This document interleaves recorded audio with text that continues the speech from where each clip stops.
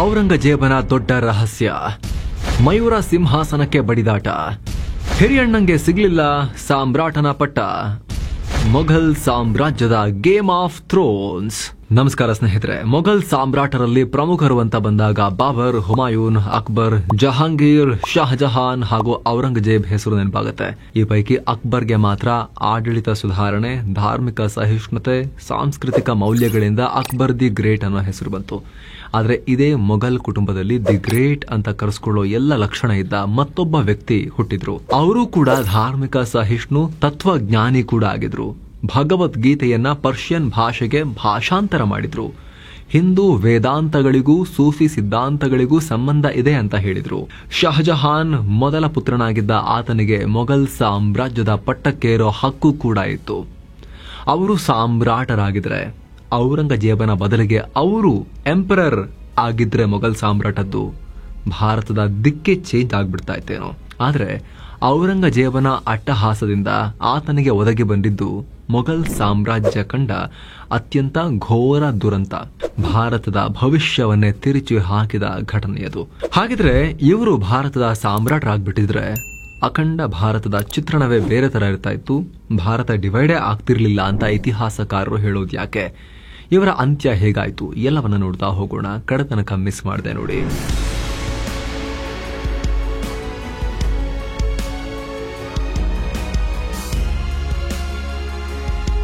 ಮೊಘಲ್ ರಾಜಕುಮಾರನಿಗೆ ಮೊಘಲರೇ ಶತ್ರುಗಳು. ಎಸ್ ಸ್ನೇಹಿತರೆ, ನಾವು ಮಾತನಾಡ್ತಿರೋದು ಮೊಘಲ್ ಸಾಮ್ರಾಟ ಶಹಜಹಾನ್, ತಾಜ್ ಮಹಲ್ ಕಟ್ಟಿಸಿದ ಶಹಜಹಾನ್ರ ಮೊದಲ ಪುತ್ರ. ಶಹಜಹಾನ್ ಉತ್ತರಾಧಿಕಾರಿ ಆಗಿದ್ದಂತಹ ದಾರಾ ಶಿಕೋ ಬಗ್ಗೆ, ಸಿಂಹಾಸನಕ್ಕಾಗಿ ತನ್ನ ತಮ್ಮನಿಂದಲೇ ಹತ್ಯೆಗೀಡಾದ ದಾರಾ ಶಿಕೋ ಬಗ್ಗೆ ಮೊಘಲ್ ಇತಿಹಾಸದಲ್ಲಿ ಈತನದು ಮರೆತು ಹೋದ ಅಧ್ಯಾಯ ಅನ್ನೋ ಅಭಿಪ್ರಾಯ ಇದೆ. ನಿನ್ನೆಯಷ್ಟೇ RSS ಪ್ರಧಾನ ಕಾರ್ಯದರ್ಶಿ ದತ್ತಾತ್ರೇಯ ಹೊಸಬಾಳೆ ಭಾರತದಲ್ಲಿ ಇಲ್ಲಿನ ಸಂಸ್ಕೃತಿ ಮತ್ತು ನೈತಿಕತೆಯ ವಿರುದ್ಧ ನಿಂತ್ಕೊಂಡಿದ್ದ ಔರಂಗಜೇಬನನ್ನ ವೈಭವೀಕರಣ ಮಾಡಲಾಗ್ತಾ ಇದೆ. ಆದ್ರೆ ಇಲ್ಲಿನ ಮಣ್ಣು, ಸಂಸ್ಕೃತಿ, ಪರಂಪರೆಗೆ ಬೆಲೆ ಕೊಟ್ಟ ಶಹಜಹಾನ್ರ ಮೊದಲ ಪುತ್ರ, ರಾಜರಾಗಬೇಕಾಗಿದ್ದ ಔರಂಗಜೇಬ್ ಸಹೋದರ ದಾರಾ ಶಿಕೋನನ್ನ ಯಾರು ಐಕಾನ್ ಆಗಿ ನೋಡ್ತಾನೆ ಇಲ್ವಲ್ಲ, ಆತನ ಹೆಸರು ಮುಂದೆ ತರೋಕೆ ಯಾರು ಪ್ರಯತ್ನನೇ ಪಡ್ತಿಲ್ವಲ್ಲ, ಯಾಕೆ ಅಂತ ಕೇಳಿದ್ರು. ಹಾಗಿದ್ರೆ ಆ ದಾರಾ ಶಿಕೋ RSS ಬಾಯಿಂದ ಹೊಗಳಿಸ್ಕೊಳ್ಳುವಷ್ಟು ಏನ್ ಮಾಡಿದ್ರು? ಖುದ್ದು ಮೊಘಲ್ರೇ ಈತನನ್ನ ದ್ವೇಷ ಮಾಡಿದ್ದು ಯಾಕೆ? ಮೊಘಲ್ ಸಾಮ್ರಾಜ್ಯದ ಜನ ಅಂದ್ರೆ ಪಾಪ್ಯುಲೇಷನ್, ಹಿಂದೂ ಮೆಜಾರಿಟಿ ಪಾಪ್ಯುಲೇಷನ್ ಅಲ್ವಾ ಅವಾಗ್ಲೂ ಕೂಡ. ಅವರು ಅಕ್ಬರ್ಗೆ ಕೊಡ್ತಿದ್ದಷ್ಟು ಗೌರವವನ್ನ ಔರಂಗಜೇಬನ ಅಣ್ಣ ಶಹಜಹಾನ್ನ ಮಗ ದಾರಾ ಶಿಕೋಗೆ ಯಾಕೆ ಕೊಡ್ತಾ ಇದ್ರು? ಇತಿಹಾಸಕಾರರನ್ನು ಯಾಕೆ ಹೇಳ್ತಾರೆ? ಅಕ್ಬರ್ ಹುಟ್ಟಿದ ಜಾಗದಲ್ಲೇ ಜನನ, ಯೋಗಿ ಸನ್ಯಾಸಿಗಳೊಂದಿಗೆ ಬಾಲ್ಯ. ದಾರಾ ಶಿಕೋ ಅಥವಾ ಶುಕೋ ಸಾಮ್ರಾಟ ಶಹಜಹಾನ್ ಹಾಗೂ ರಾಣಿ ಮುಮ್ತಾಜ್ ಮಹಲ್ರ ಮೊದಲ ಮಗ.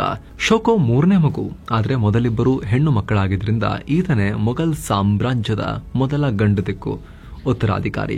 ಮಾರ್ಚ್ 20ನೇ ತಾರೀಕು 1615ರಲ್ಲಿ ಮುತ್ತಾತ ಅಕ್ಬರ್ ಹುಟ್ಟಿದ ರಾಜಸ್ಥಾನದ ಅಜ್ಮೇರ್ನಲ್ಲೇ ದಾರಾ ಶಿಕೋ ಜನನ ಆಯಿತು. ಅಲ್ಲಿ ಯೋಗಿ ಸನ್ಯಾಸಿಗಳ ಮಧ್ಯೆ ಈತ ಬಾಲ್ಯವನ್ನ ಕಳೆದ್ರು.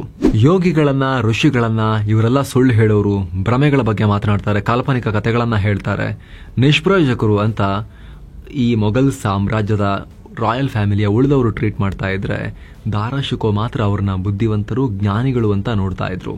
ಇದನ್ನ ದಾರಾ ಶಿಕೋ ಜೀವನ ಚರಿತ್ರೆ ಬರೆದಿರೋ ಮೊಹಮ್ಮದ್ ಕಾಸಿಂ ಉಲ್ಲೇಖ ಮಾಡಿದ್ದಾರೆ. ಜೊತೆಗೆ ಸಾಮ್ರಾಟನ ಮಗನಾದರೂ ಕೂಡ ಈತನಿಗೆ ಸಾಮ್ರಾಜ್ಯದ ಮೇಲೆ ಆಸೆ ಇರಲಿಲ್ಲ, ಅಧಿಕಾರ ದರ್ಪ ಚಲಾಯಿಸಬೇಕು ಅನ್ನೋ ಉತ್ಸಾಹವೇ ಇರಲಿಲ್ಲ. A new history of India ಅನ್ನೋ ಗ್ರಂಥದಲ್ಲಿ ಇದರ ಬಗ್ಗೆ ಉಲ್ಲೇಖ ಇದೆ. 40ನೇ ವಯಸ್ಸಲ್ಲಿ ತನ್ನ ಮೊದಲ ದಂಡಯಾತ್ರೆ ಕೈಗೊಂಡಿದ್ದು ಇದಕ್ಕೆ ಒಂದು ಪುಷ್ಟಿ ಕೊಡುತ್ತೆ ಈ ಪಾಯಿಂಟ್ಗೆ. ಯಾಕಂದ್ರೆ ಆಗಿನ ಸಾಮ್ರಾಟರ ಮಕ್ಕಳು 20ರ ಏಜ್ನಲ್ಲೇ ದಂಡಯಾತ್ರೆ ಶುರು ಮಾಡಿ ಯುದ್ಧ ಮಾಡಕ್ ಹೊರಟಿರ್ತಾರೆ. ಆದರೆ ದಾರಾ ಶಿಕೋ ತನ್ನ ಜೀವನವನ್ನ ಜ್ಞಾನ ಸಂಪಾದನೆಯಲ್ಲಿ ಕಳೆದ್ರು. ಬಹುತೇಕ ಆರಂಭದಲ್ಲಿ 40ರ ವಯಸ್ಸಿಗೆ ಆತ ಒಬ್ಬ ಕವಿ, ಬರಹಗಾರ, ವಾಸ್ತುಶಿಲ್ಪಿ, ತತ್ವಜ್ಞಾನಿ ಹಾಗೂ ಕಲೆಗಾರರಾಗಿದ್ರು. ಆದರೆ ಧಾರ್ಮಿಕ ವಿಚಾರಗಳಲ್ಲಿ ಈತ ನಂಬಿದ್ದ ಸಿದ್ಧಾಂತ ಮೊಘಲ್ರಲ್ಲೇ ಈತನ ವಿರುದ್ಧ ದ್ವೇಷವನ್ನ ಹುಟ್ಟಿಸಿರುತ್ತೆ. ಇನ್ನು ಸ್ನೇಹಿತರೆ, ವರದಿಯಲ್ಲಿ ಮುಂದುವರಿಯೋಕ್ಕಿಂತ ಮುಂಚೆ ಬ್ಯಾಂಕಾಕ್ ಪಟಾಯಾಗೆ 7 sense tourism company summer holiday package ತಂದಿದೆ. Offer price 63,500, 4 night 5 days Thailand trip. ಇದು ಪ್ಯಾಕೇಜ್ ನಲ್ಲಿ flight tickets, 3-star hotel stay, all meals, AC transport, Tiger Park, Pattaya City, Coral Island tour with speedboat, Alcazar show, Bangkok City, Safari World ಇಲ್ಲೆಲ್ಲ ಹೋಗೋದಿರುತ್ತೆ. 24 hours ಕೂಡ Kannada tour manager ಸಹಾಯ ಇರುತ್ತೆ ಹಾಗೂ ಹಿರಿಯ ನಾಗರಿಕರಿಗೆ ವಿಶೇಷ ಕೇರ್ ಇರುತ್ತೆ. ಟ್ರಾವೆಲ್ ಇನ್ಶೂರೆನ್ಸ್ ಕೂಡ ಒಳಗೊಂಡಿದೆ ಈ ಪ್ರೈಸ್. ಹೊರಡೋ ದಿನ 14 ಏಪ್ರಿಲ್ 2025. ಕೆಲವೇ ಸೀಟುಗಳು ಲಭ್ಯ. ಆಸಕ್ತರು ಈ ನಂಬರ್ಗೆ ಕಾಲ್ ಮಾಡಿ ನಿಮ್ಮ ಸೀಟನ್ನ ಕೂಡ ಬುಕ್ ಮಾಡಿ. ಬನ್ನೀಗ ವರದಿಯಲ್ಲಿ ಮುಂದುವರಿಯೋಣ.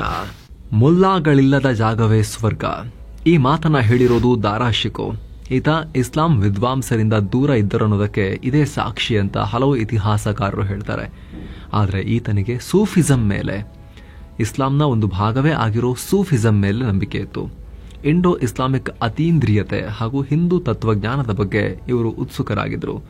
ತಾನೇ ಭಗವದ್ಗೀತೆ ಹಾಗೂ 52 ಉಪನಿಷತ್ಗಳನ್ನ ಕಾಶಿ ವಿದ್ವಾಂಸರ ಸಹಾಯ ಪಡೆದು ಪರ್ಷಿಯನ್ ಭಾಷೆಗೆ ಟ್ರಾನ್ಸ್ಲೇಟ್ ಮಾಡಿಸಿದ್ರು. ಯೋಗ ವಸಿಷ್ಠ ಸಂಹಿತೆಯನ್ನ ಕೂಡ ಟ್ರಾನ್ಸ್ಲೇಷನ್ ಮಾಡಿಸಿರ್ತಾರೆ. ಇವರೇ ಬರೆದಿರೋ ಗ್ರಂಥ ಮಜ್ಮಾ ಉಲ್ ಬಹ್ರೇನ್ ಸೂಫಿ ಸಂಸ್ಕೃತಿ ಹಾಗೂ ವೇದಾಂತ ಸಿದ್ಧಾಂತಗಳಿಗೆ ಸಾಮ್ಯತೆ ಇದೆ ಅಂತ ಹೇಳುತ್ತೆ. ಒಂದು ರೀತಿಯಲ್ಲಿ ಭಾರತೀಯ ಸಂಸ್ಕೃತಿ ಪಾಶ್ಚಿಮಾತ್ಯ ಜಗತ್ತಿಗೆ ಪರಿಚಯ ಆಗಿದ್ದು ಇದೇ ದಾರಾ ಶಿಕೋನಿಂದ ಅಂತ ಹೇಳ್ಬೋದು. ಯಾಕಂದ್ರೆ ಉಪನಿಷತ್ಗಳ ಪರ್ಷಿಯನ್ ವರ್ಷನ್ ಔಪನೆ ಖತ್ 100 ವರ್ಷಗಳ ನಂತರ ಫ್ರಾನ್ಸ್ನ ಇಂಡಾಲಜಿಸ್ಟ್ ಅಂದ್ರೆ ಭಾರತ ಶಾಸ್ತ್ರಜ್ಞ ಅಕ್ವಿಂಟಿಲ್ ಡುಪೆರಾನ್ ಕೈಗೆ ತಲುಪುತ್ತೆ. ಆತ ಅದನ್ನ ಫ್ರೆಂಚ್ ಹಾಗೂ ಲ್ಯಾಟಿನ್ ಭಾಷೆಗೆ ಟ್ರಾನ್ಸ್ಲೇಟ್ ಮಾಡಿದ್ರು. 1801 ನಂತರ ಈ ಗ್ರಂಥ ಯುರೋಪಿಯನ್ ತತ್ವಜ್ಞಾನಿಗಳಿಗೆ ಪರಿಚಯ ಆಯಿತು. ಈ ಪೈಕಿ ಒಬ್ಬರು ಜರ್ಮನಿಯ ಆರ್ಥರ್ ಶೋಪೆನ್ಹಾರ್. ಇಡೀ ಜಗತ್ತಲ್ಲಿ ಔಪನೆ ಖತ್ ರೀತಿ ಮತ್ತೊಂದು ಉಪಯುಕ್ತ ಹಾಗೂ ಜೀವನಕ್ಕೆ ಮೌಲ್ಯವರ್ಧನೆ ಕೊಡೋ ಗ್ರಂಥ ಇನ್ನೊಂದಿಲ್ಲ ಅಂತ ಹೇಳಿದ್ರು. ಇದಿಷ್ಟೇ ಅಲ್ಲ, ಇಸ್ಲಾಂ ಧರ್ಮದ ಪವಿತ್ರ ಕುರಾನ್ನಲ್ಲಿ ಕಿತಾಬ್ ಅಲ್ ಮಕ್ನೂನ್ ಅನ್ನೋ ಒಂದು ಪುಸ್ತಕದ ಬಗ್ಗೆ ಉಲ್ಲೇಖ ಇದೆ. ಅರಾಬಿಕ್ನಲ್ಲಿ ಇದರ ಅರ್ಥ ದಿ ಹಿಡನ್ ಬುಕ್ ಅಥವಾ ರಹಸ್ಯ ಪುಸ್ತಕ ಅಂತ. ದಾರಾ ಶಿಕೋ ಉಪನಿಷತ್ಗಳನ್ನೇ ಕುರಾನ್ನಲ್ಲಿ ಈ ರೀತಿ ಉಲ್ಲೇಖ ಮಾಡಿರೋದು, ಉಪನಿಷತ್ಗಳೇ ಕುರಾನ್ನಲ್ಲಿ ಉಲ್ಲೇಖ ಆಗಿರೋ ರಹಸ್ಯ ಪುಸ್ತಕ ಅಂತ ದಾರಾ ಶಿಕೋ ನಂಬಿದ್ರು ಅಂತ ಹೇಳಲಾಗುತ್ತೆ. ಹಿಂದೂ ಸಂಸ್ಕೃತಿ ಮೇಲೆ ಇಷ್ಟೆಲ್ಲ ಆಸಕ್ತಿಯನ್ನ ಹೊಂದಿದ್ರೂ ಕೂಡ ದಾರಾ ಶಿಕೋ ಸಾಮ್ರಾಟ ಶಹಜಹಾನ್ರ ಪ್ರೀತಿಯ ಮಗ ಆಗಿದ್ದ. ಆತನಿಗೆ ಪದ್ ಶಹಜಾದ ಇ ಬುಜುರ್ಗ್ ಮರ್ತಬಾ ಅಂದ್ರೆ ಹೈ ರ್ಯಾಂಕಿಂಗ್ ರಾಜಕುಮಾರ ಅನ್ನೋ ಪಟ್ಟವನ್ನ ಕೊಡಲಾಗಿತ್ತು. ಶಹಜಹಾನ್ ಜೊತೆಗೆ ಅವರ ಮೊದಲ ಮಗಳು ಜಹಾನರ ಬೇಗಂ ಕೂಡ ದಾರಾ ಶಿಕೋನೆ ಮುಂದಿನ ಸಾಮ್ರಾಟ್ ಆಗಬೇಕು ಅಂತ ಅನ್ಕೊಂಡಿದ್ರು ಅಂತ ಇತಿಹಾಸ ಹೇಳುತ್ತೆ. ಆದರೆ ದಾರಾ ಶಿಕೋನ ಸೆಕ್ಯುಲರ್ ನೇಚರ್ ಅಥವಾ ಜಾತ್ಯತೀತ ಧರ್ಮಾತೀತ ಮನೋಭಾವ ಆತ ಸಾಮ್ರಾಜ್ಯ ಪಡ್ಕೊಳ್ಳೋಕೆ ಮುಳ್ಳಾಯಿತು. ಇದೇ ಅವರ ಪಾಲಿನ ವೀಕ್ನೆಸ್ ಆಯಿತು ಅಂತ ಇಟಲಿಯ ವೆನೆಸ್ ನಗರದಿಂದ ಬಂದು ಈತನ ಸೇನೆಯಲ್ಲಿದ್ದ ನಿಕೊಲಾವೋ ಮಾನೋಸಿ ದಾಖಲು ಮಾಡಿದ್ದಾರೆ. ಅದಕ್ಕೆ ಕಾರಣ ಕಟ್ಟರ್ ಸಂಪ್ರದಾಯವಾದಿ ಹಾಗೂ ಮತೀಯವಾದಿಯಾಗಿದ್ದ ಕಿರಿಯ ಸಹೋದರ ಔರಂಗಜೇಬ. ಸಿಂಹಾಸನಕ್ಕಾಗಿ ಯುದ್ಧ. ಅದು 1658 ಇಸವಿಯ ಮಾನ್ಸೂನ್ ಟೈಮ್. ವಯಸ್ಸಾಗಿದ್ದ ಶಹಜಹಾನ್ಗೆ ಆರೋಗ್ಯ ಕೆಟ್ಟಿತ್ತು. ದರ್ಬಾರ್ನಲ್ಲಾಗ್ಲಿ, ಜರೋಕಾ ಇ ದರ್ಶನ್ ಅಂದ್ರೆ ಅರಮನೆಯ ಬಾಲ್ಕನಿ ಕಿಟಕಿಯಲ್ಲಾಗ್ಲಿ ಬಂದು ನಿಂತು ಜನರಿಗೆ ಅವರು ಕಾಣಿಸ್ಕೊಂಡು ದರ್ಶನ ಕೊಟ್ಟು ಸಾಮ್ರಾಟರು ಬಹಳ ದಿನಗಳೇ ಆಗೋಗಿದ್ವು. ಹಾಗಾಗಿ ಸಾಮ್ರಾಟ್ ಶಹಜಹಾನ್ ಮೃತಪಟ್ಟಿರ್ಬೋದು ಅನ್ನೋ ಅನುಮಾನ ಇತ್ತು, ಹರಡ್ಬಿಟ್ಟಿದ್ದೆಲ್ಲ. ಇದೇ ಟೈಮ್ನಲ್ಲಿ ಶಹಜಹಾನ್ ಇನ್ನೊಬ್ಬ ಪುತ್ರ ಶಾಜ್ ಶುಜಾ ತನ್ನಂತಾನು ಬಂಗಾಳದ ಸಾಮ್ರಾಟ ಅಂತ ಡಿಕ್ಲೇರ್ ಮಾಡ್ಕೊಂಡ. ಅಷ್ಟೇ ಅಲ್ಲ, ರಾಜಧಾನಿ ಆಗ್ರಾ ಕಡೆಗೆ ದಂಡೆತ್ತಿ ಕೂಡ ಬಂದ ಸಾಮ್ರಾಟವನ್ನ ಕೈವಶ ಮಾಡ್ಕೊಳ್ಳಕ್ಕೆ. ಮತ್ತೊಂದ್ ಕಡೆ ಶಹಜಹಾನ್ ಕಿರಿಯ ಪುತ್ರ ಮುರಾದ್ ಬಕ್ಷ್ ಕೂಡ ಗುಜರಾತ್ನಲ್ಲಿ ತನ್ನಂತಾನು ಸಾಮ್ರಾಟ ಅಂತ ಘೋಷಣೆ ಮಾಡಿಕೊಂಡು ಆಗ್ರಾ ಕಡೆಗೆ ಬರ್ತಿರ್ತಾನೆ. ಮುರಾದ್ ಬಕ್ಷ್ ಬೆನ್ನಿಗೆ ನಿಂತಿರೋದು ಬೇರೆ ಯಾರೂ ಅಲ್ಲ, ಔರಂಗಜೇಬ್. ಶಾ ಶುಜಾ, ಮುರಾರ್ ಬಕ್ಷ್ ಇಬ್ರು ಕಿತ್ತಾಡ್ಕೊಂಡು ಸಾಯಲಿ, ಉಳಿಯೋದು ದಾರಾ ಶಿಕೋ. ಆತನ ಕತೆ ಮುಗಿಸಿ ಮಯೂರ ಸಿಂಹಾಸನ ಇರೋದು ಔರಂಗಜೇಬ್ ಪ್ಲಾನ್. ಯಾಕಂದ್ರೆ ದಾರಾ ಶಿಕೋ ಆ ಟೈಮ್ನಲ್ಲಿ ಆಗ್ರಾ ಕೋಟೆಯಲ್ಲಿ ತಂದೆ ಶಹಜಹಾನ್ ಜೊತೆಯಲ್ಲೇ ಇದ್ರು. ಆ ವರ್ಷ ಜೂನ್ನಲ್ಲಿ ಆಗ್ರಾ ಬಳಿ ದಾರಾ ಶಿಕೋ ಪಡೆಗಳಿಗೂ ಉಳಿದ ಸಹೋದರರ ಪಡೆಗಳಿಗೂ ಸಾಮುಗರ್ ಕದನ ಆಯಿತು. ಇದರಲ್ಲಿ ದಾರಾ ಶಿಕೋ ಪಡೆ ಸೋಲ್ತು. ಆತ ಆಗ್ರಾದಿಂದ ಎಸ್ಕೇಪ್ ಆದ್ರು. ಆದರೆ ಔರಂಗಜೇಬ್ ಆತನ ಬೆನ್ನು ಬಿಡೋದಿಲ್ಲ. ಹಲವು ತಿಂಗಳ ಕಾಲ ಹುಡುಕಾಟ ನಡೆಯುತ್ತೆ ಬೇಟೆಗೆ. ಶಹಜಹಾನ್ಗೆ ನಿಷ್ಠಾವಂತರಾಗಿದ್ದವರು ದಾರಾ ಶಿಕೋಗೆ ಕೈ ಕೊಡ್ತಾರೆ.